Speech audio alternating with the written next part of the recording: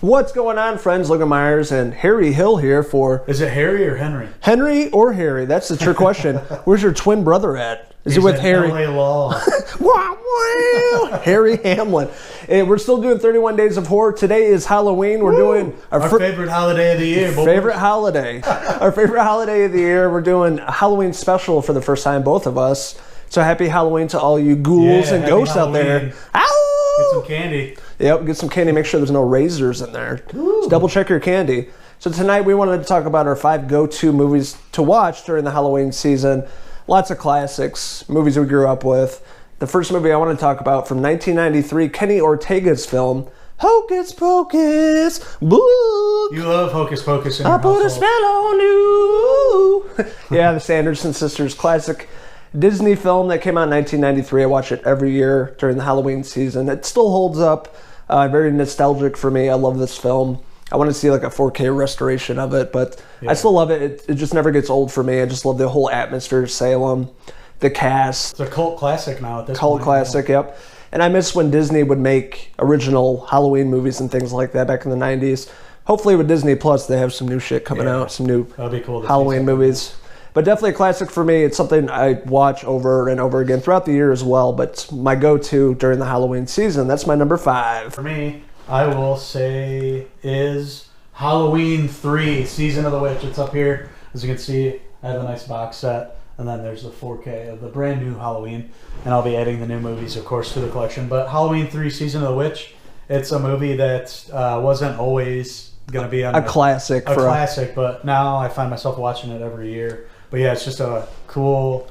It's nice to like step out of the story of Michael Myers, this standalone film, and they try to do something different, and it has elements of science fiction in it. And it has awesome practical effects, like the I just remember the car exploding. Yes, I mean it obviously looks like it's done and it's an obvious effect, but it's not CGI, so there's something cool about seeing like an actual lots of practical effects work. Cool directed by Tommy Wallace. Who also did the original movie back when it aired on ABC 1990 or 91, I believe. One of 1991. But yeah, Tommy Wallace, he comes in. It's he's a frequent collaborator with John Carpenter. And he gets the nod to direct part 3. So what he does is he comes up with a story about these haunted masks. When people put on these masks, it takes over them. Silver Shamrock, and you get a very cool commercial within the film, the Silver Shamrock commercial with the pumpkin, and it's flashing, basically brainwashing everybody when they put these masks on. And they get all these kids to go buy the masks, and basically they're on Halloween night, this demonic entity through this evil corporation with this old man, I can't remember his name is. Connell or something. He's trying to basically take over. He runs the warehouse and makes all these... He's a good villain, though. He's like a really good villain. Yeah. And I liked all the other practical effects in this movie, and it definitely feels like a very Halloween atmosphere, like you were saying. Most of my life, I just never gave it a chance. Had nothing to do with Michael Myers. In the past 5 years, became one of my favorites. For sure. It's very underrated, I believe. People talk shit about it, but give it a chance. There's a couple scenes in it that I really love. There's the one with the lady whose like face basically gets melted off. Yes. Some really cool scenes with that. And there's, the face melting one. And then I also remember I think somebody's head gets smashed or something. Yep. I love the masks in this movie, the witch. And then you have the pumpkin, and then it was the skeleton. I just love the actual masks in this movie. They're really creepy looking, especially the witch. Classic movie that came out in 1982, and of course starring our uncle, Tom Atkins, Dr. Chalice. Dr. Chalice, I love how he's always like hitting on the local nurse. He's a doctor, but he's always at the bar. He brings a 6-pack in with him when he goes to the hospital for an emergency call. Throws on his smock, he's still drinking. Throws down the dead soldier. You hear it tink on the hospital floor. It's so unbelievable. It's so classic at the same time. One of my favorite Tom Atkins roles.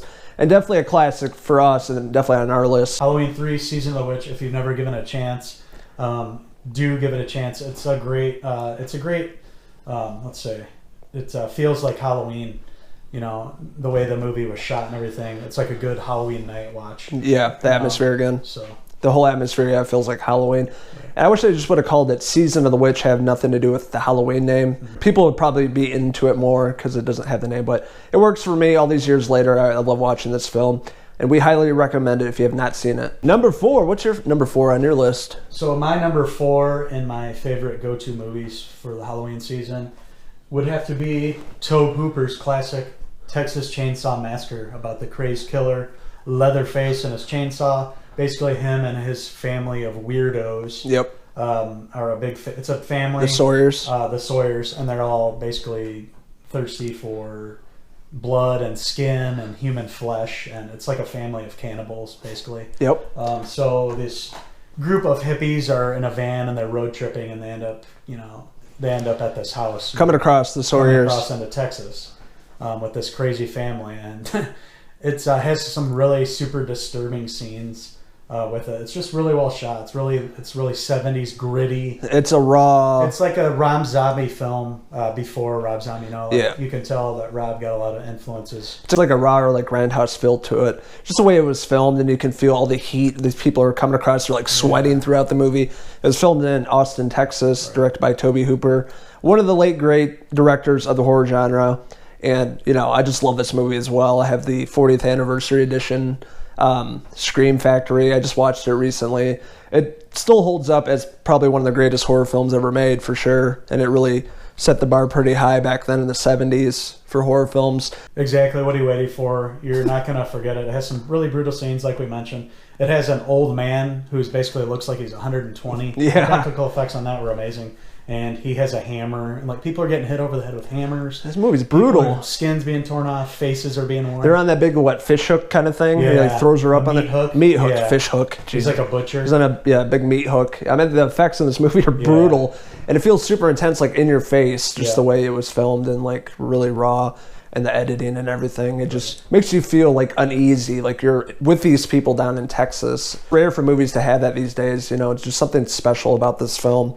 And, again, one of the classics. Absolutely. So, number 4, Texas Chainsaw Massacre. Number 4 for old Logan, I'm going to go with Trick or Treat, Michael Dougherty's horror anthology, 5 stories in this movie. It came out in 2007, so it was, 12 years ago.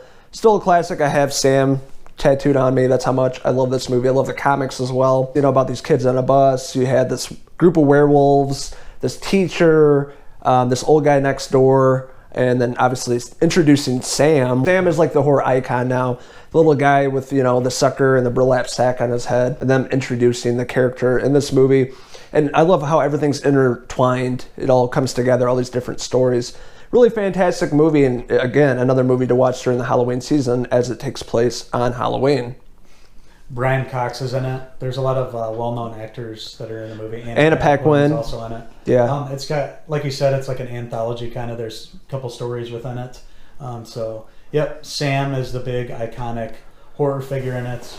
He's like one of the newer horror icons. Yeah. Introduced that is really famous now. Everybody knows it. Yeah. It's like a cult classic as well. After 12 years of being out, I don't think it was really that big when it was released, but it gained traction over the years and a fan base. And I didn't really watch it till 3 or 4 years after it came out, so I didn't see it when it came out. Right. But it's definitely a movie I watch every Halloween season. Cinephellas' recommendation for the Halloween season: Trick or Treat. Check it out. Wolfman's Got Nerves. Number 3 on my list. I'm talking about The Monster Squad, directed by Fred Decker, written by Shane Black, the ultimate duo back then. I love those dudes. They were quite the team back in the day. Yeah, and they did Night of the Creeps. Well, Fred Decker directed it. But this is one of my favorite movies. I remember watching this on VHS tape, renting this at the local video store back in the day. Video Hub. Back in the late 80s, early 90s. Great story. Universal monsters show up at this town, and the Monster Squad have to stop them, kill them once and for all. A lot of great performances, young actors. It was like the Goonies meets the Universal monsters. Very original premise, and something that just really held up over time. It's a movie that they're actually streaming on Hulu right now. If you guys haven't seen it, check it out on there. But it's a really great movie. A lot of great quotes in this movie. Wolfman's Got Nerds. These kids are super foul-mouthed in the movie. A lot of great music. Just the whole atmosphere has the 80s vibe to it. And something I really love, and a movie I watch every year. Again, a cult classic all these years later. They were doing like a convention of all the actors from the movie. I wanted to go see that, but couldn't make it to LA. But a great movie. Highly recommend it if you guys haven't seen it. It's on Hulu. If you guys haven't seen it, check it out. It's streaming now. I am going to go with John Carpenter's The Thing. Who? Kurt Russell. Who? Snake Plissken. So yeah, Uncle John Carpenter, we're a big fan of his. He's always been one of our favorite directors, period. Not only horror, but just the way he films movies and his low budget portrayals of these, iconic characters. And in The Thing, it was another movie that I didn't get into probably until I was like a teenager, but I hadn't really given it a chance before then. But I just remember seeing it for the first time. I was like, damn, this is awesome. The practical effects, yeah, so good. Effects, the way they filmed it, they went deep into Alaska, by all accounts it looks like, and everything. Just how they filmed it was awesome, with the intro with the helicopter following this dog. And it goes into basically a 12-man research team in the Antarctic Research Station. They come into contact with it's some sort of alien that's like infecting everybody.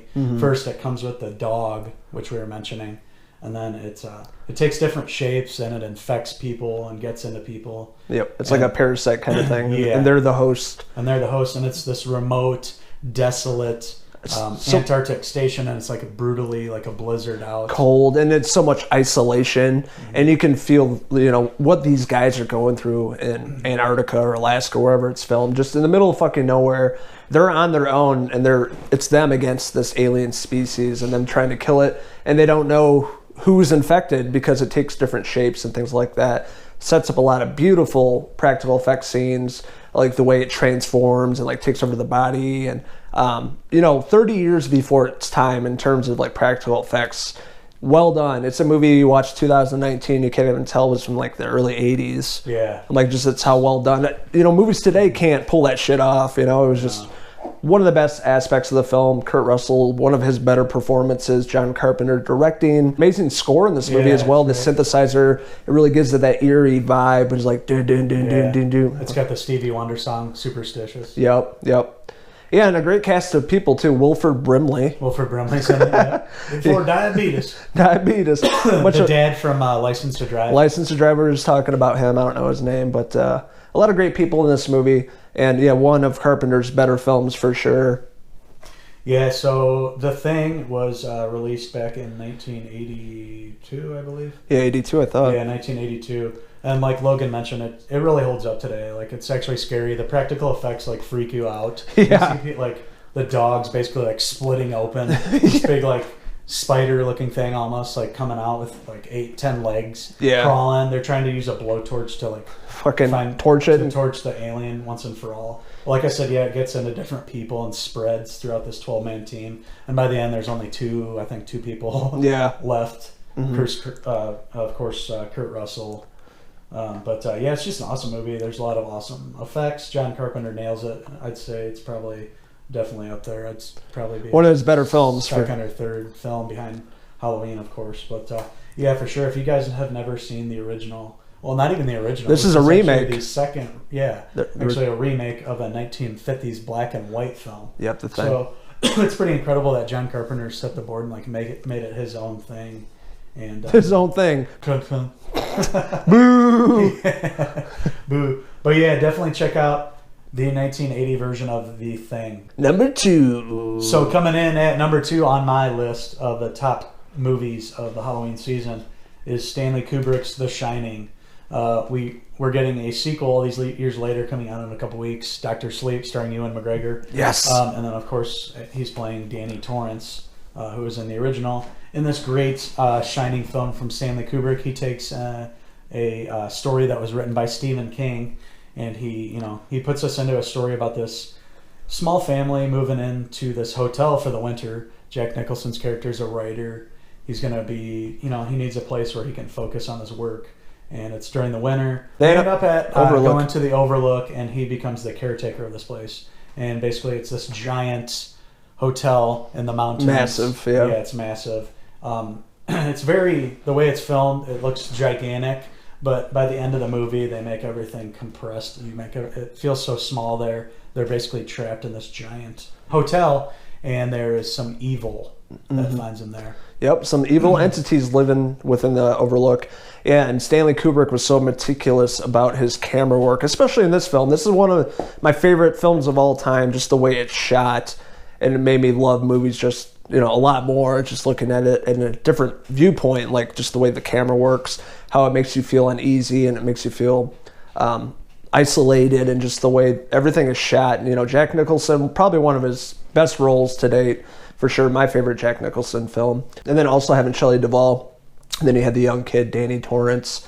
And, what they go through in this film from start to finish, it's insane. And I love scenes in this film, especially the ending in the maze, just the way that it was filmed. It's like you're running with them throughout this, trying to escape Jack Torrance, him and his axe, setting up the iconic him, here's Johnny. Yeah, just so many iconic shots in this film.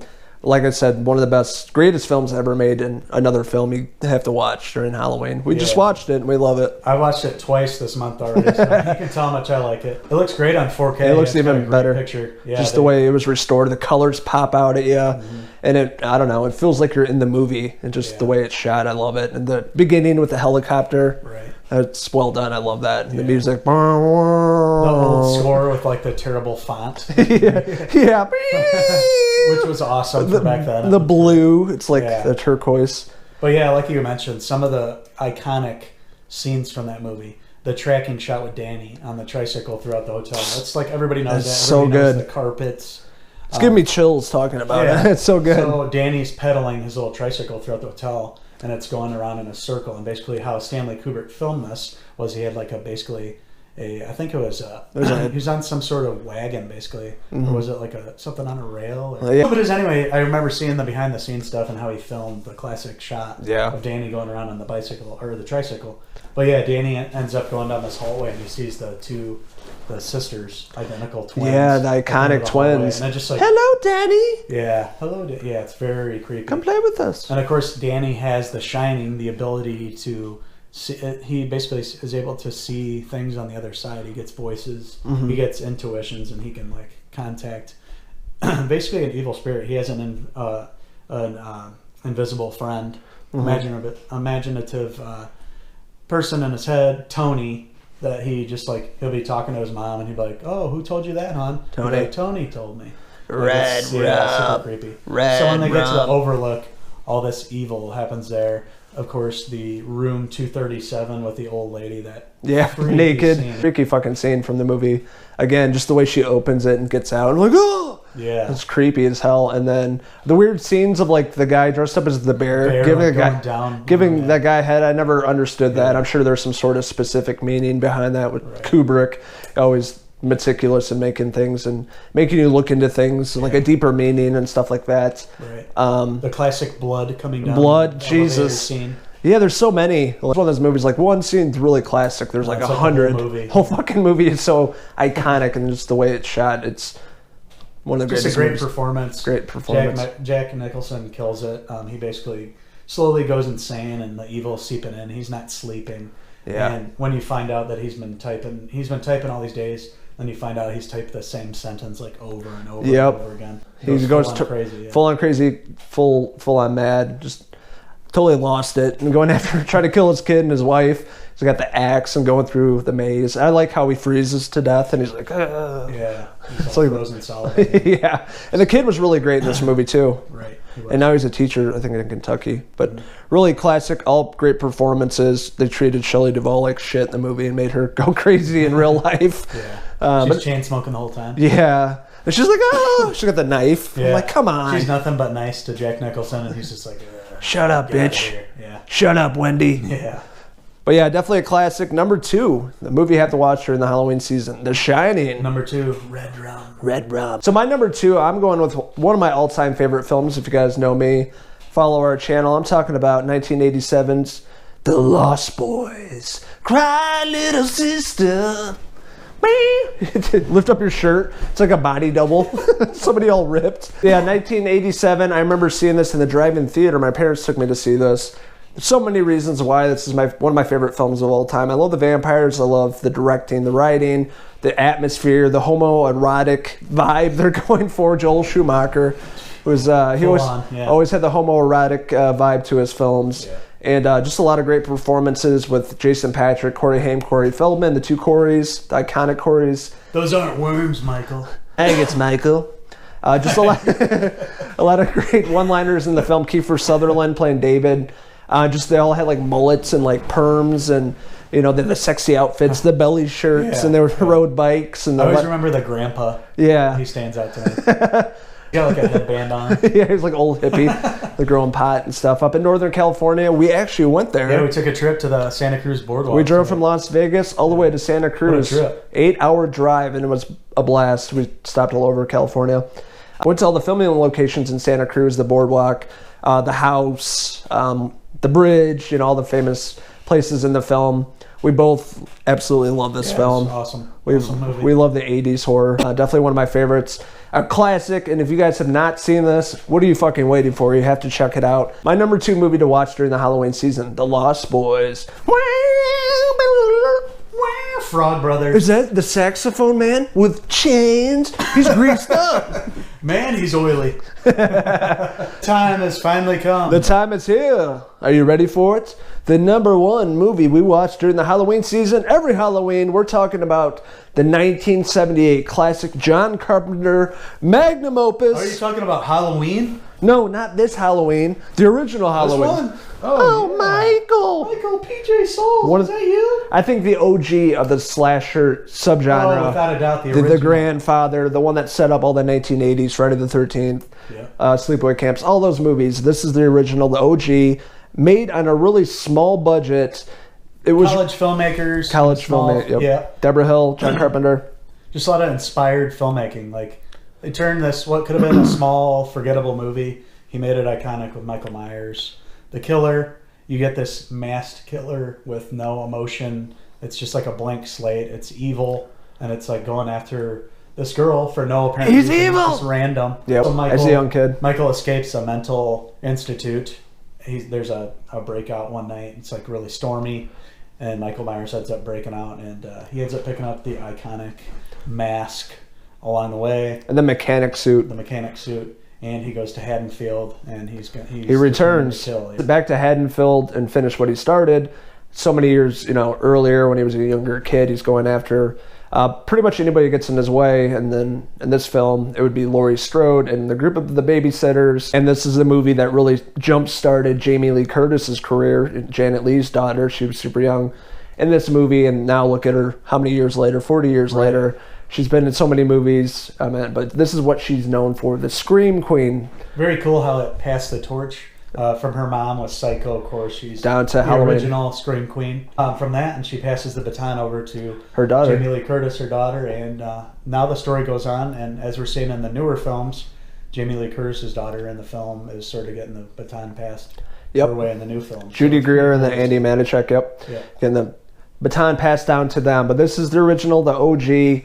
One of the most iconic horror films and films of all time, made with like no money, a bunch of college kids. Looks like they're just smoking weed the whole time they're making this, and they just cared. They cared about the craft. They cared about making a good film.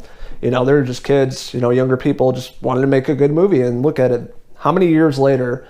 It didn't do very well at the box office. It pretty much bombed when it came out, but over time it got like the cult following, and it made a lot more money. And everybody knows Halloween. It's a seminal film, not just horror film, but just film in general. Just how it was shot, a lot of classic scenes. Then you have this Michael Myers, just the actor that played him just by walking, did a lot, with his movement. Nick Castle. He doesn't run. He walks very methodically. Yep. He always catches you though. You can run, but you can't hide. He stalks. He stalks you, and he can take a beating. We've seen things stabbed into him over the series of movies. Shot, he's been shot, burned. He's turned in. The franchise is going on how many movies now? Too many. Like 10, 11, 12. 10 at this point.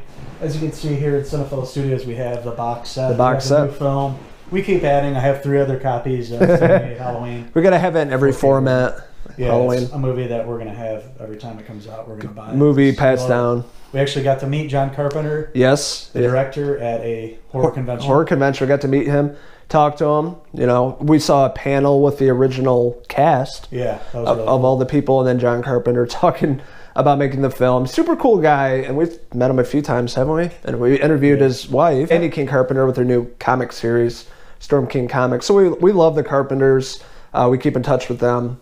One of our favorite directors of all time. Halloween's just a movie that just never gets old. No, I've seen it a million times. By now, over 100 times, I'm sure. And yeah, it never gets old. It's always freaky. It's always makes you jump, even though you know what's coming up. Yeah, it still manages to startle you. Michael Myers is one of the few horror movie icons that still scares the shit out of me. Like the original, the first two. Mm-hmm. I mean, if I was in a building and saw that dude coming at me, I'd be freaked out, shit myself. And it's rare for like movies to get under my skin, but Halloween still has that effect on me. It still scares me. It still makes me excited.